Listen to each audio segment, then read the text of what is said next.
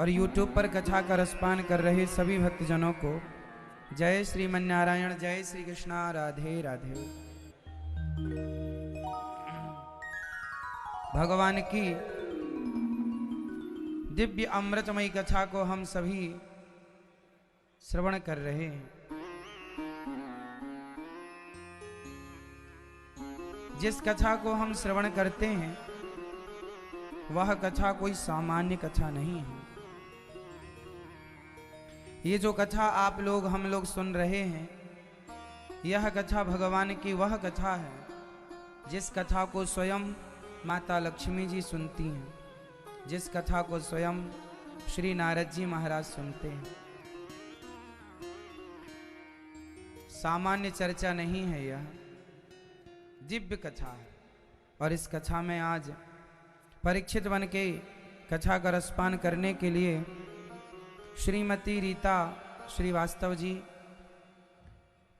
श्री स्वर्गीय श्री नरेंद्र श्रीवास्तव जी की स्मृति में यह कथा का रसपान आप करा रही हैं।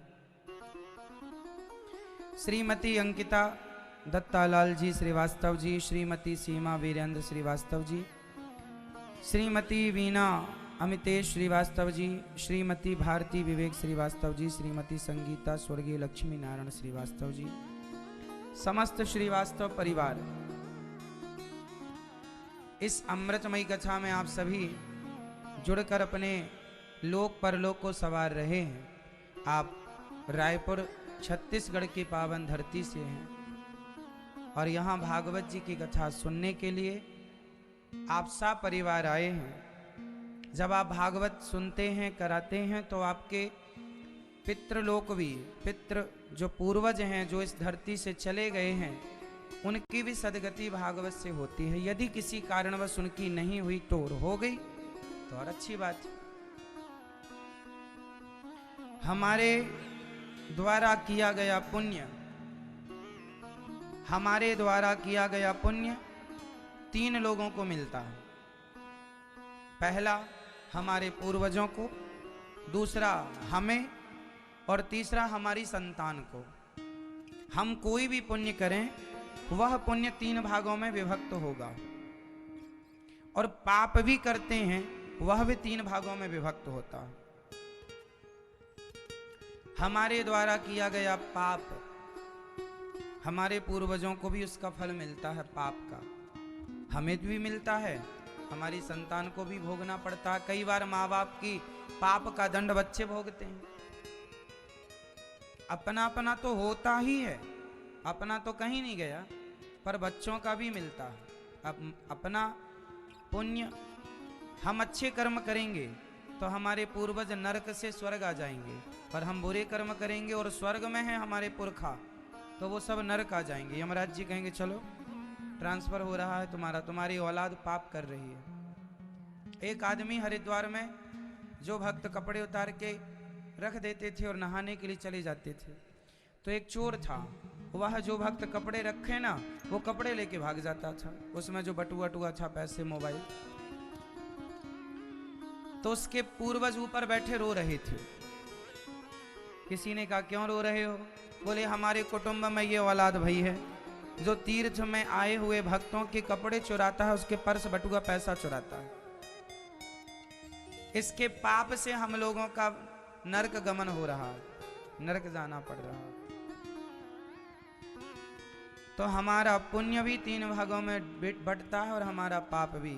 हमारा पुण्य हमारे पूर्वजों को मिलता है, हमें मिलता है, हमारी संतान को। हमारा पाप हमारे पूर्वजों को, हमें और हमारी संतान।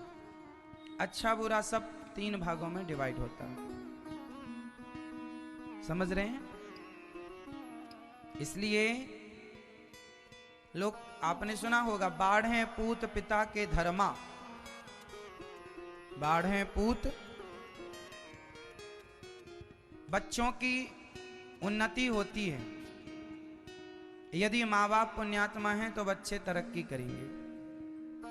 तो हमारी मैया श्रीमती रीता श्रीवास्तव जी के पुण्य से इनके पूर्वज तो तर ही जाएंगे, आने वाली संतान को भी आपका ये पुण्य प्राप्त होगा।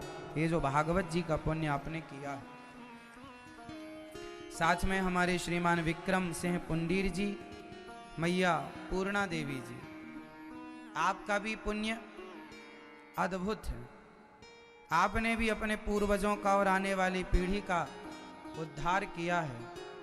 उस पूर्वजों के लिए तो आप कर ही रहे हैं, आने वाले बच्चों को संस्कार दे रहे हैं। श्रीमती रजनी रविंद्र पुंडीर जी, श्री तुषार रुचि जी, पितरों की पुण्य स्मृति में आप समस्त पुंडीर परिवार ऋषिकेश देहरादून उत्तराखंड से हैं। तो ये पावन भागवत जी जो जो सुनेगा, आप सभी जो सभी भक्तजन श्रवण कर रहे हैं, आप सभी को भागवत जी का परम पुण्य तो मिलता ही है, मिलकर ही रहेगा। पुण्य जाएगा कहाँ? हमारा पुण्य हमारे पास ही रहता है। दो चीजें ही तो साथ में रहती हैं।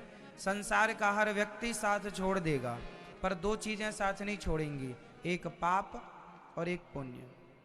अब जो हमने किया है पाप या पुण्य, वो हमारे यहाँ से वहाँ तक साथ परछाई की तरह चलेगा।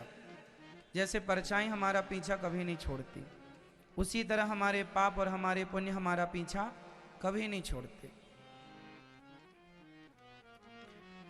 कल की कथा में हम लोगों ने सुना कि धुंधकारी भागवत श्रवण करके तर गए और भागवत जी में मनुष्य मात्र के धर्म का निरूपण हुआ है। मनुष्य का धर्म क्या है? मनुष्य जीव मात्र का, मनुष्य मात्र का परम धर्म क्या है, यह सुनने के लिए आज हम यहाँ उपस्थित हुए। मनुष्य का धर्म क्या है? हमारा धर्म क्या है बताइए? मैया बताओ, मनुष्य का धर्म क्या है? हाँ मैया, ओ मेरी माँ, अब बताओ आपका धर्म क्या है? क्या धर्म है आपका?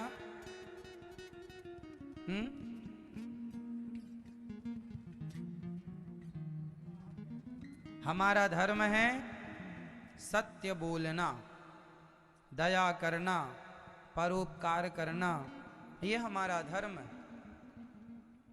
और हमारे अपने इस धर्म का हमें कभी त्याग नहीं करना चाहिए। बताइए, एक इंसान के अंदर यदि सत्य ना हो, दया ना हो, तो वो इंसान है? इंसान जैसा? हमें इंसान कौन बनाता है? हमारे अंदर की करुणा, हमारे अंदर की दया, हमारे अंदर का सत्य। आप सत्यवादी हैं। अच्छा बताओ, ये पृथ्वी झूठ बोलने वालों के बल पर टिकी है या सच बोलने वालों के बल पर? बोलो। माना कि 135 से 140 करोड़ लोगों की जनसंख्या वाले देश में, हमारे भारत में 140 करोड़ लोग रहते हैं। ये बताओ कि पृथ्वी किन लोगों के बल पर टिकी है? 140 करोड़ लोगों में यदि 20 लोग भी सत्य बोलने वाले हैं पूरे भारत में, 100 लोग भी सत्य बोलने वाले हैं पूरे भारत में, तो ये 140 करोड़ लोगों के बल पर नहीं, 140 करोड़ लोगों में जो 10, 20, 25, 50, 100, 200 जो सत्यवादी हैं आप लोगों की तरह, बस उन सत्यवादियों के बल पर यह पृथ्वी टिकी हुई है। इसलिए झूठे संसार में आप सत्य मत छोड़िएगा। क्या ना छोड़िएगा? सत्य ना छोड़िएगा। सत्य से बड़ा कोई धर्म नहीं है, सत्य से बड़ी कोई पूंजी नहीं है। इसलिए सत्य ही हमारे संग रहता है और सत्य ही हमारे संग जाता है। हम झूठ बोल बोल के कितना भी धन कमा लें, पर धन में से 1 रुपया हमारे संग ना जाएगा। जितना सारा जीवन आपने पैसा कमाया है, सारा धन देकर भी क्या आप 1 मिनट का समय खरीद सकते हैं? यमराज जी से कहो कि सारा पैसा ले लो और हमें 1 मिनट और रहने दो इस मृत्यु लोक में, क्या संभव है? बोलो हाँ, पॉसिबल है? नहीं।